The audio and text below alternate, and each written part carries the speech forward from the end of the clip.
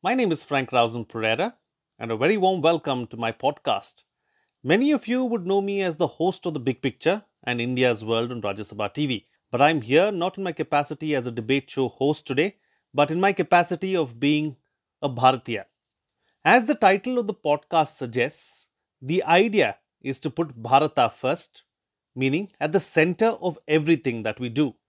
Through the podcast, I would like to inform, educate, and empower my fellow Bharatiyas. In this series, I'm going to be doing a reading of C. Rajagopalachari's Mahabharata, one chapter at a time. Do join me on this wonderful journey. Chapter 6, Yayati. Emperor Yayati was one of the ancestors of the Pandavas. He had never known defeat. He followed the dictates of the Shastras, adored the gods, and venerated his ancestors with intense devotion.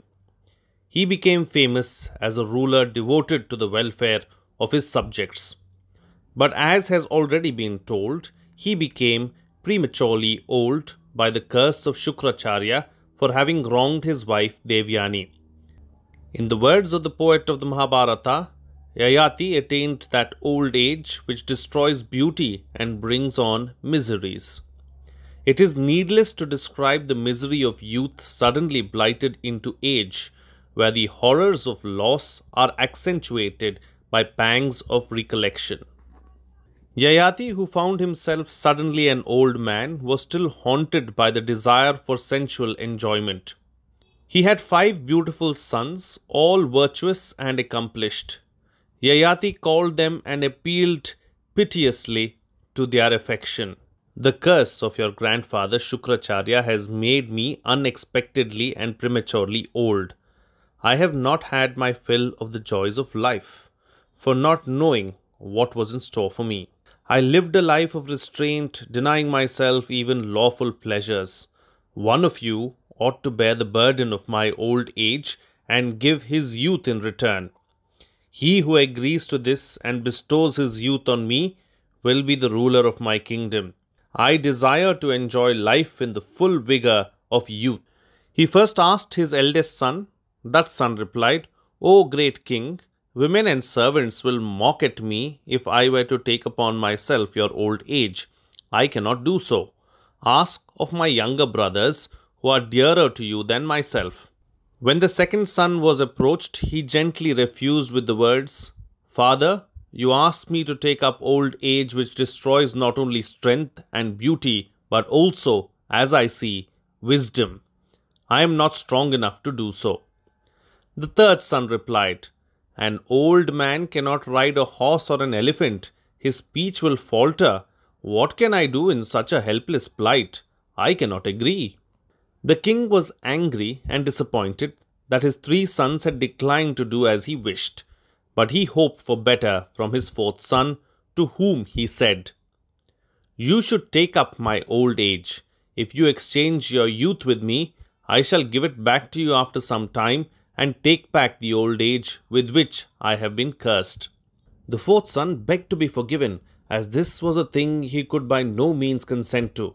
An old man had to seek the help of others even to keep his body clean, a most pitiful plight. No, much as he loved his father, he could not do it. Yayati was struck with sorrow at the refusal of the 4 sons. Still, hoping against hope, he supplicated his last son, who had never yet opposed his wishes.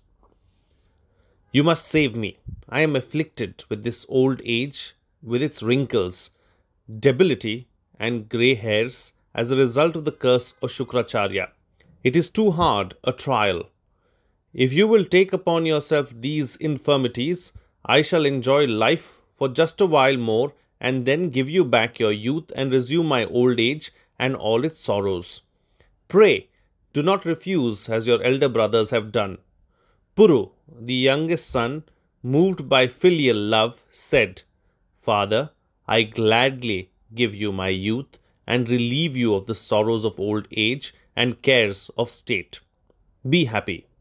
Hearing these words, Yayati embraced him. As soon as he touched his son, Yayati became a youth. Puru, who accepted the old age of his father, ruled the kingdom and acquired great renown. Yayati enjoyed life for long and, not satisfied, went later to the garden of Kubera and spent many years with an Apsara maiden. After long years spent in vain efforts to quench desire by indulgence, the truth dawned on him. Returning to Puru, he said, "Dear son, sensual desire is never quenched by indulgence any more than fire is by pouring ghee in it. I had heard and read this, but till now I had not realized it. No object of desire, corn, gold, cattle, or women, nothing can ever satisfy the desire of man. We can reach peace only by mental poise beyond likes and dislikes. Such is the state of Brahman. Take back your youth and rule the kingdom wisely and well." With these words, Yayati took his old age.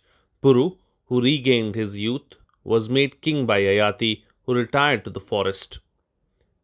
He spent his time in austerities and, in due course, attained heaven.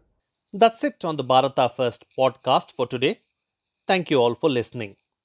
Do tune in same time tomorrow as we go through the next chapter. For now, this is frankrausanpereira signing off. Do like and subscribe to the podcast and also do the same on YouTube along with hitting the bell icon. Please follow Bharata First on Twitter and Instagram as well.